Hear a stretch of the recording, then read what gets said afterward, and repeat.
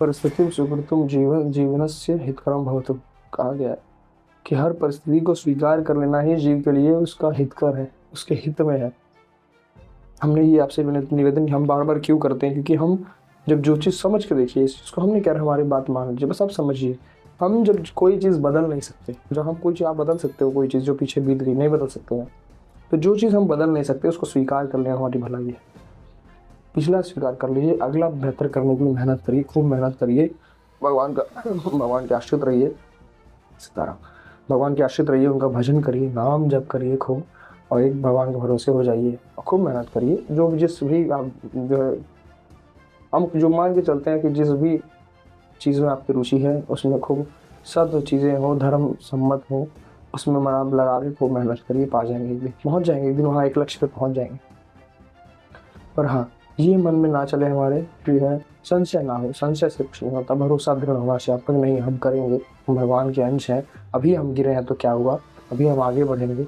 हाँ, ऐसा ऐसा मन में विचार करते हुए और भगवान की तरफ एक बढ़ना, सिर्फ एक विनती, एक लक्ष्य होना चाहिए सिर्फ, कि नहीं हम ये सब ऐसा कोई भी काम नहीं करेंगे जिससे हमारा धर्म नष्ट हो, जिससे हमारे जो शरणागति का कम हो, जिससे हमारा भरोसा भगवान पे कम हो जाए। ऐसी विनती करते हुए, ऐसा मन में दृढ़ निश्चय करते हुए हर काम करिए। हम तो कह रहे हैं धर्म से कमाइए, खूब अर्थ कमाइए, पर धर्म सम्मत हो, जिससे दूसरों का परोपकार, परहित सरस धर्म नहीं भाई, परहित आप कर पाए, दूसरों का भला कर पाए। अन्यथा वो जैसा 1 रुपया भी किसी का गलत लोगे आप, तो वो आपका मन खराब करेगा, मन में तृष्णा ये सब पैदा करेगा चीज़ें, जिससे मन आपको पहले जलाएगा, फिर परेशान करेगा, फिर चिंता शोक भय आदि आदि चीज़ें, जिसमें आप बराबर निरंतर मन जलता रहता है। तो इससे बचने का सिर्फ एकमात्र उपाय है भगवान का भजन। हम बार बार चिल्ला रहे हैं भजन पकड़ लो, 10 मिनट ही सही नाम जप करिए, बैठ के एक दिनचर्या बनाइए अपनी, अच्छा जीवन सुधार। ये सारा जो हम सार बात कहें अगर, तो हम जीवन सुधारने की बात कर, एक ठीक तरीके से सुचारू रूप से जीवन कैसे चलेगा सही। सुचारू रूप से जीवन चलाने के लिए अब तक जो हमने किया है उसको ना दोहराएं, जो अपराध हमसे बना उसके लिए भगवान से क्षमा मांगे और दोबारा वो अपराध ना दोहराएं किसी भी कीमत पे। एक अपनी खुद की स्वयं दिनचर्या बनाए, सात्विक दिनचर्या, सात्विक भोजन, साफ सुथरे लोगों का संगत, अच्छा बोलना, अच्छा सुनना, धर्म से मत बोलना, हम कह रहे मत बोल, जरूरत नहीं, ज़्यादा से ज़्यादा मौन रहना, खुद के ऊपर स्वयं के ऊपर काम करना, एकांतवास करना, भजन करना, नाम जप करना। देखो अभी पा जाओगे आप आनंद, परमानंद मिल जाएगा आपको। सब सरलता सब वही है, अंदर है, बाहर खोज क्यों रहे। विनती मानिए, हम तो बार बार विनती कर रहे हैं इस चीज़ के लिए। दिनचर्या सुधार लेंगे, एक अपना जीवन ही सुधार लेंगे, आसपास का संगति अपनी सुधार लेंगे, वातावरण सुधर जाएगा अपने आप, जीवन पूरा सुधर जाएगा। बचा हुआ समय आपका जो है पार हो जाएंगे, सही दिशा में लगने लगेगी, जो ऊर्जा है आपकी सही दिशा में लगेगी, व्यर्थ में आप परेशान नहीं होंगे, कोई शोक चिंता भय नहीं रहेगा, खूब आनंद परमानंद जो उल्लास है, हर समय हर रोज नया नवीन उल्लास रहेगा आपका।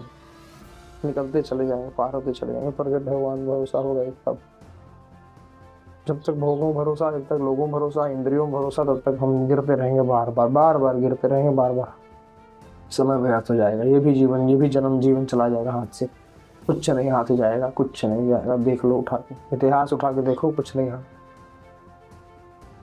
सिकंदर था, सिकंदर जो है 17 साल की आयु में उसने पूरे विश्व पे जो है विजय प्राप्त करी, पर जब मरने लगा उसने कहा कि मेरे दोनों हाथ बाहर निकाल दिए जाए, ताकि पूरी दुनिया देखे कि मैं अभी सिकंदर भी अपने हाथ यहाँ से एक मिट्टी के धूल नहीं लेके जा सकता यहाँ से।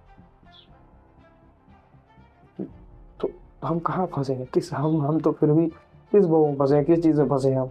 देखो ना, समझन इसलिए तो बार बार हमें समझा रहे हैं, बड़ी कृपा मानिए कि अगर आपको सत्संग मिल रहा है और आप सत्संग में जुड़ रहे हैं, आपकी रुचि बन रही है या आपका मन लग रहा है जरा भी, तो बड़ी अहेतुक कृपा मानिए भगवान की अपने ऊपर। बिना भगवान की कृपा नहीं, जिन हरि भगति हृदय नहीं आनी, जीवत सौ समान ते प्राणी, भगवान का है। जिसके हृदय में भगवान के लिए प्रेम नहीं है वो जिंदा लाश है, किसी काम का नहीं।